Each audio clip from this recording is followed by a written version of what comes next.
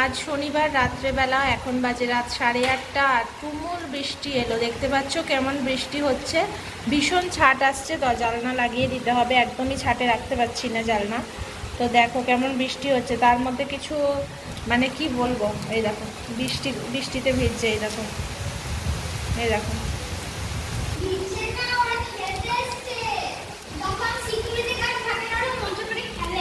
ওই দেখো জলের মধ্যে পলিয়ামে খেলছে, কেমন বৃষ্টি হচ্ছে দেখো, পুরো জল জমেছে। সামনে সর না, ভিডিওটা করতে দে আমাকে। এই দেখো ভীষণ জোরে বৃষ্টি হচ্ছে, তুমুল বৃষ্টি যাকে বলে। এখানে এমন ছাট হয়েছে দেখো, জল এখানে চলে এসছে, পুরো বারান্দাটা ভিজিয়ে দিল আমার। আজকে আমি ওয়াশিং মেশিনে সমস্ত কাচাকুচি করলাম যে রাত্রেবেলা মিলে দেব।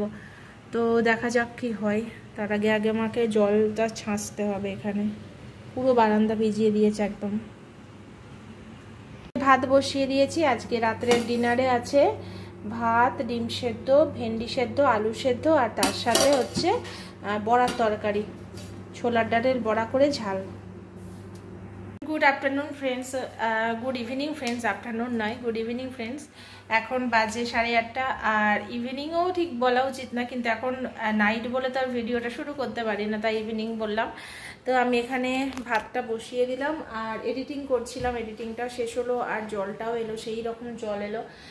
তো ভীষণ মানে সারাদিনই অন্ধকার হয়ে আছে আজকে, সেরকম মানে সকাল থেকে যে রোদ উঠেছে তা না, মেঘলা মেঘলাই ছিল। একবার দুপুরের দিকে যখন সোলারি সিটিতে গেছিলাম তখন সেই রকম জল হয়েছে, আবার এখন জল স্টার্ট হলো। তো যাই হোক চলো, আমি এখন আবার এডিটিংটা হয়ে গেছে, ভিডিও ছেড়ে দিয়েছি। তো একটু ভিডিও অন্য কিছু দেখবো ভাতটা হতে হতে। আর সুমিত গেছে ক্লাব হাউসে ওদের বন্ধুদের সাথে টিটি খেলতে। তো এখন দেখছি শনিবার রাত্রে করেও যাচ্ছে, আগে তো শনিবার যেত না, রবিবার একটা টাইমে যেত দুপুরের দিকে, মানে দুপুর নয় 12টা 12:30 নাগাদ যেত। এখন দেখছি শনিবার রাত করেও টিটি খেলতে যাচ্ছে। তো যাই হোক চলো পরে আসছি। হ্যালো ফ্রেন্ডস, কাল থেকে ব্লগটা শুরু করেছি, কিন্তু আমি কিছুতেই ব্লগটা করতে পারছি না। যখনই মোবাইল খুলছি মানে একটা কি বলবো, মানে আতঙ্কের মধ্যে দিয়ে আছি। এই যে সোশ্যাল মিডিয়াতে তোলপাড় হচ্ছে তিলোত্তমার মৃত্যু নিয়ে, মানে কি বলবো, মানুষ যদি অন ডিউটি এইভাবে সেফ না থাকে তাহলে সত্যি কিছু বলার নেই। যে শেষ 40 মিনিটে মেয়েটার ওপর দিয়ে কী ধরনের পাশবিক অত্যাচার হয়েছে। একটা মা বাবা যে কত কষ্ট করে একটা ডাক্তার তৈরি করে, মানে একটা ডাক্তার হওয়া কিন্তু মুখের কথা নয়, সেখানে একটা ডাক্তারি পেয়ে চান্স পেয়ে এইভাবে অন ডিউটি, মানে এইভাবে একটা মেয়ের যে এত বড় ক্ষতি, মানে পুরো তার মৃত্যুটাই হয়ে গেল, তার মা বাবা যে হারালো, মানে এরপরে কোনো মা বাবা তার সন্তানকে এভাবে পাঠাতেই সাহস পাবে না, বিশেষ করে মেয়ে সন্তান। অ্যাকচুয়ালি কি হয় জানো তো এইসব হসপিটাল বা ইয়েগুলোতে শুধু যে সরকারি হসপিটাল হয় তাও নয়, অনেক সময় বেসরকারিতেও হয়।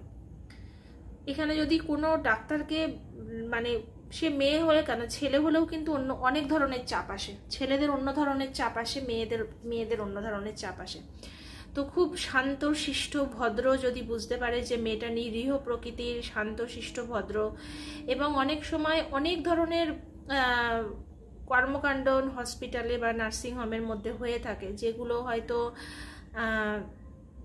ডাক্তাররা অনেক সময়, সবাই তো আর মানে গিয়েই মানে মিশে যেতে পারে না, অনেক সময় অনেকেই প্রতিবাদ জানায় বা অনেক কিছু হয়, সেটাকে হয়তো সে সাধারণভাবে নেয়, কিন্তু সে বুঝতেও পারে না কারোর না কারোর পথের কাঁটা হয়ে সে দাঁড়াচ্ছে, এবং তখন থেকেই সে টার্গেট হয়ে যায়। তো যাই হোক, আমার এরমই কেন জানি না মনে হচ্ছে মেয়েটা খুবই ভালো চিকিৎসক ছিল, এবং কোথাও না কোথাও সে কারোর না কারোর টার্গেটও হয়ে যেতে পারে, বা এতটাই শান্ত শিষ্ট ভদ্র ছিল। আমার মনে হয় না যে শুধুমাত্র রেপ করার জন্যই মেয়েটাকে মেরেছে বা কিছু, এর সঙ্গে পেছনের একটা অনেক বড় গল্প আছে, যেটা সামনে আনা হচ্ছে না, পুরোপুরি একটা গেম চলছে। একটা মানে কি বলতো, সিংহেরা যেমন একটা খাবার, টাটকা খাবার খাওয়ার পরে ছেড়ে দেয়, দিয়ে তারপরে সেই বাসি খাবারটাকে বাঘেরা খায়, ঠিক বর্তমানে যে ছেলেটি ধরা পড়েছে তার সাথে তেমনই হয়েছে। মানে সে তো অসভ্য ঠিকই আছে, কিন্তু তার আগের ঘটনাটা অন্যরকম ঘটে গেছে, ঘটার পরে তারপর তাকে পাঠানো হয়েছে। তো এই ধরনের কর্মকাণ্ড কোনো মানে বড় লেভেলের মাথাছাড়া করতে পারে না। তো আর যখন একটা জায়গায় একটা হসপিটালের মানে কর্তৃপক্ষ শক্তপোক্ত থাকবে, তখন এই ধরনের ছেলেরা ভেতরে ঢোকার সাহসই পাবে না। এখানে এই ধরনের ছেলেরা ভেতরে ঢোকার সাহস পায় তখনই যখন এদের খুব বড় লেভেলের মানুষের সাথে খুব ভালো ধরনের হাত থাকে এবং তাদের অনেক কিছু সাপ্লাই এরা করে, ঠিক আছে, অনেক ধরনের সাহায্য, অনেক ধরনের নোংরামিতে সাপ্লাই এরা করে। তখনই এরা এত ভেতরে, এত নার্সিংহোম, একটা হসপিটালের এত ভেতরের কোথায় কি আছে জানতে পারে। তো যাই হোক, এবার একটা বলি, শুধুমাত্র যে মেয়েদের ক্ষেত্রে তাই নয়, অনেক সময় অনেক শান্ত ভদ্রবাড়ির ছেলেরা হলেও অনেক সময় এরা মানে এমন কিছু ডাক্তাররাও থাকে, মানে হয় না, যারা প্রচুর তাদের মা বাবা হয়তো ডাক্তার, খুব মানে ব্রিলিয়ান্ট ছেলেটা হলেও কিন্তু উচ্ছৃঙ্খল, মানে খুব একটা যে ছোটবেলা থেকে প্রচুর টাকা পয়সা পেয়ে গেছে, হয়তো সে মা বাবার ব্রেনটা পেতে পারে, তার সঙ্গে সঙ্গে অর্থও পেয়েছে এবং উচ্ছৃঙ্খল। তো সেই সব ছেলেদের পাল্লায় যদি কোনো ভালো বাড়ির সাধারণ বাড়ির ছেলে বা একটু নিরীহ প্রকৃতির ছেলে পড়ে, তারাও কিন্তু অনেক রকমভাবে অত্যাচারিত হয়। যেমন ধরো 8 বছর আগে, 9 বছর আগে আমারই এক দিদির ছেলে, আমার নিজের জ্যাঠতো দিদির ছেলে, সেও ডাক্তার হয়ে বীরভূম, বোধহয় বীরভূম হসপিটালে মানে এরকম গেছিল আর কি প্র্যাকটিসের জন্য, এমডি, তখন সে এমডি করছিল এবং তার ওটা 2nd ইয়ার ছিল মনে হয়। তো সে আরও ডাক্তারদের সাথে হোস্টেলে থাকতো এবং সেখান থেকে সে যেত, এবং তার মা একটু ছেলেকে নিয়ে প্রচণ্ডভাবে, মানে তার মা ইন দ্য সেন্স আমার দিদি, প্রচণ্ডভাবে মা কি বলতো ছেলেকে ছাড়তে চাইতো না, ছেলে নিয়ে খুব সতর্ক ছিল। তো ওকে এমনভাবে বোঝানো হতো, মানে এমনভাবে ওকে টিটকিরি করা হতো আদার্স ছেলেরা, মানে ওরই যারা বন্ধু বা সেই বন্ধু ডাক্তাররা। তো সে লাস্ট পর্যন্ত ওর মায়ের ফোন এলেই বিরক্ত বোধ করতো যে তুমি ফোন করো না, তুমি ফোন করলে এখানে সবাই অন্যরকমভাবে বলে, অন্যরকমভাবে। ও মা মানে মারা কেমন হয়, দুপুরে খেয়েছে কিনা, সকালে ব্রেকফাস্ট করেছিস কিনা, রাত্রে ঠিকভাবে করছিস কিনা, বারবার ফোন করতো, কারণ দূরে থাকতো না, একটা চিন্তা তো থেকেই যায় মাদের মনে সব থেকে বেশি চিন্তা হয়, থেকেই যেত, আর ওরকম বারবার ফোন করতো। তো ও এমন হয়ে গেছিল লাস্টের দিকে যে মা ফোন করলেই তাড়াতাড়ি রেখে দিত, যাতে আদার্স বন্ধুরা দেখতে না পায়, বা এরকম একটা মনে হতো ওর মধ্যে, এরকম একটা হতো। তো যেহেতু মানে একটু লেটে ঘুম থেকে উঠতো, ঘুম থেকে উঠেই ও চলে যেত খালি পেটে হসপিটালে ডিউটিতে। তো ডিউটিতে ওখানে থাকতে থাকতে, ওখানে খালি পেটে থাকার সঙ্গে সঙ্গে বিভিন্ন টিভি পেশেন্টদের চিকিৎসা করতে করতে ওর মধ্যে টিভি হয়ে যায় ডাক্তারের। ওর মাঝে মাঝেই জ্বর আসতো, আদার্স ডাক্তাররা বলতো বাড়িতে জানাস না, তোর মা চিন্তা করবে, মানে বিভিন্ন রকমভাবে বলতো বাড়িতে জানানোর দরকার নেই, আমরাই তো চিকিৎসা করবো বা এরকম, মানে ওকে একটা গিনিপিগের পরিস্থিতিতে ফেলে দিয়েছিল। এবং ভালো ছেলে ছিল তো, হয়তো তাদের বন্ধুদের মানে জানে এদের সাথে আমাকে থাকতে হবে, চলতে হবে, এদের বিরোধিতা করে লাভ নেই, বা এরা যা বলছে শুনে নিয়ে এরকম একটা। তো যাই হোক, একেবারে টিভিটা যখন লাস্ট পর্যায়ে আসে তখন ধরা পড়ে। তো ধরা পড়ার পরে ওকে কলকাতার একটা বড় হসপিটাল না নার্সিংহোমে রাখা হয়েছিল, এবং দীর্ঘ 15 থেকে 20 দিন চরম চেষ্টার পরেও তাকে বাঁচানো যায়নি। মানে কি বলবো, সে যে কি মর্মান্তিক, মানে আমরা কি বলবো।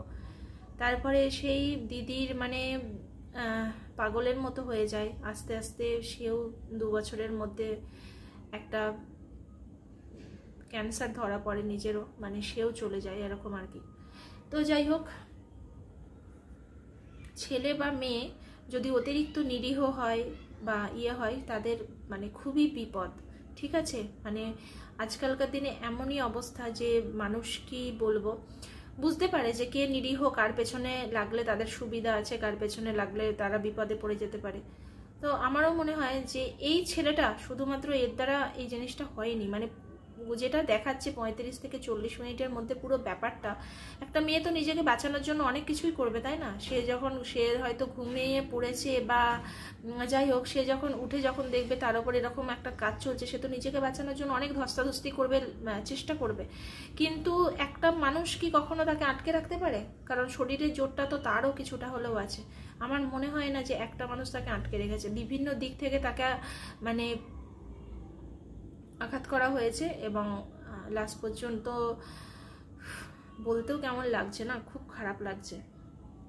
সব সময় একই জিনিস দেখছি, ঘুম হচ্ছে না রাত্রেবেলা, মানে একটাই চিন্তা হচ্ছে। মনে হচ্ছে যে নিজের ছেলেকে না, কোনোদিন একটা সময় ভাবতাম, বা আমার হাজব্যান্ডের খুব ইচ্ছা এবং আমার ছেলের মধ্যেও সেটা ঢুকে গেছিল যে ডাক্তার হব।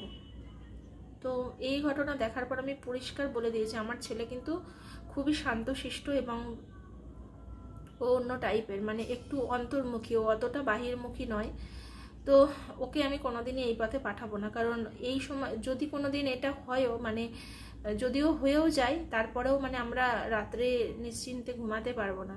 তো অন্য কিছু হোক, ঘরে থেকে যা কিছু করুক, কিন্তু মানে পরপর কিছু ঘটনা, মানে এর আগে যাদবপুরের যে ঘটনাটা ঘটলো এবং এই ঘটনা দেখে মনে হচ্ছে যে অনেক বড় বড় মাথারা না থাকলে এই ধরনের কাজে কেউ সাহস করতে পারে না। ভিডিও বানাবো কি, মানে একটা জিনিস কি শেয়ার করব, মানে সারাদিন ওই একটা জিনিসই মাথায় চলতে আছে যে কি অবস্থা। এবং ওই দিদির ছেলের ওই চলে যাওয়াটা না, আমার একটা মানে ডাক্তার হওয়ানোর প্রতি, বাবা এটা ধরিস না, এটা দেয়ালে ঝুলছে তো কোনো সময় পড়ে যাবে।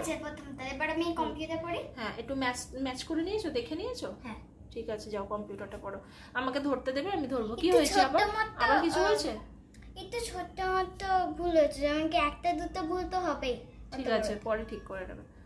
তো যাই হোক, আচ্ছা, তো যাই হোক, এই মানে কিছু একটা তৈরি করতে যাব, যে সেই ইচ্ছাটাই হচ্ছে না। মাথার মধ্যে ওই একটা জিনিস, আর মোবাইল খুলে সারাদিন দেখছি যে আর কেউ ধরা পড়লো কিনা, এই ধরনের জিনিস দেখছি। আর একটা কি হয় জানো তো, নার্সিং ট্রেনিং দিতে গিয়েও মেয়েরা কিন্তু বিভিন্ন খারাপ পরিস্থিতির মুখোমুখি হয়।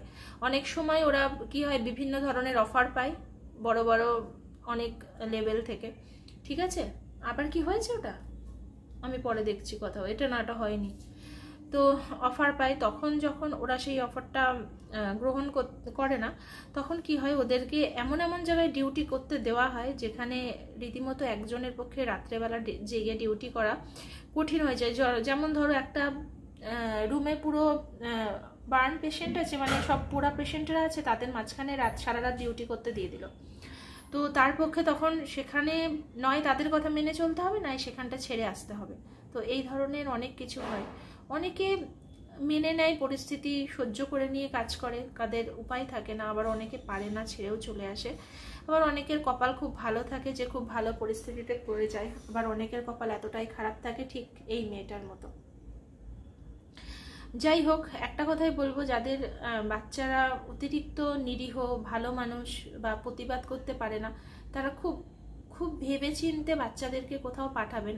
মনে হয় যে বাচ্চাটার কেরিয়ারের থেকেও অনেক বেশি দরকার যে বাচ্চাটা বেঁচে থাকা, এবং নিজের ডাক্তার হিসাবে কোনো মা বাবার যে অহংকার হয় বা যে গর্ব হয়, তার থেকেও আমার মনে হয় যে বাচ্চাটা বেঁচে থাকলে বোধহয় অহংকার গর্বের দরকার নেই, কিন্তু সে তার মায়ের মানে বুকে থাকতে পারবে বা বেঁচে থাকতে পারবে, এইটুকু। তাই যারা একটু ভালো গোছের বাচ্চা বা একটু নিরীহ বা খুব শান্তশিষ্ট, তাদের মা বাবারা খুব মানে চিন্তা ভাবনা করে পদক্ষেপ নেবেন,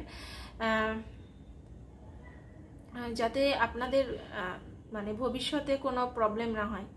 তো যাই হোক, তারপরেও কপাল বলে তো একটা জিনিস থাকেই, যার কপালে যা আছে তা তো হবেই, কোনো না একটা মুহূর্তে, একটা সেকেন্ডের জন্য হয়ে যেতে। তারপরেও আমাদের সতর্ক থাকাটা প্রত্যেকের দরকার। এই অবস্থা, যেমন যাদবপুরের ওই ঘটনার পরে মনে হয়েছে যে আর যাই হোক, সরকারি হোস্টেলে রেখে কোনোদিন বাচ্চাকে পড়ানো উচিত নয়। কাছাকাছি একটা ছোট্ট রুম ভাড়া নাও, বা একটা ফ্ল্যাট, ক্ষমতা না থাকলে একটা ছোট করে মানে ঘর ভাড়া নিয়ে কষ্ট করেও টাইম মানে কাটাও, কিন্তু বা ক্ষমতা ভালো থাকলে একটা পুরো ফ্ল্যাট ভাড়া নিয়ে নিজেরা সাপোর্ট দিয়ে সেখানে সন্তানের সাথে থেকে তাকে পড়াও। কিন্তু একদম ওই সরকারি মানে হোস্টেলগুলোতে না রাখাই ভালো। কিন্তু ধরো এমন অনেক গরিব ঘরের বাচ্চা যাদের সংসারই সেভাবে চলে না, তারা কি করবে? তাদের তো পাঠাতেই হয়। যারা দলে মিশে যেতে পারে, সবাই তো পারে না, তারা বলি হয়ে যায়। তো এই হচ্ছে ব্যাপার। মাঝে মাঝে মনে হয় পশ্চিমবঙ্গে আমরা খুবই অসুরক্ষিত আছি, খুবই অসুরক্ষিত। বাইরে মনে হয় এতটাও নয় যতটা পশ্চিমবঙ্গে মানে আমাদের মনে হয়। তো চলো, আমি জানি না কি ভুলভাল বকলাম বা কি বললাম, আমার কথাগুলো তোমাদের সঠিক মনে হলো কিনা। শুধু একটাই কথা বলবো যে মেয়েটাকে যারা সত্যিই খুন করেছে, ভগবান যাতে সেটা একজনই হোক আর যতজনই হোক, ভগবান যেন তাদেরকে সামনে এনে দেয়। এটাই হচ্ছে কথা। যেন মেয়েটা মরে গেলেও তার আত্মার শান্তি পায় যে না, তাকে যারা এইভাবে মেরেছে তাদের যেন প্রকৃত শাস্তি হয়, নাহলে মেয়েটার আত্মার শান্তি পাবে না। এত ডাক্তার রাস্তায় নেমে গেছে, এত কিছু হচ্ছে, তারপরেও মানে কি বলবো, মানে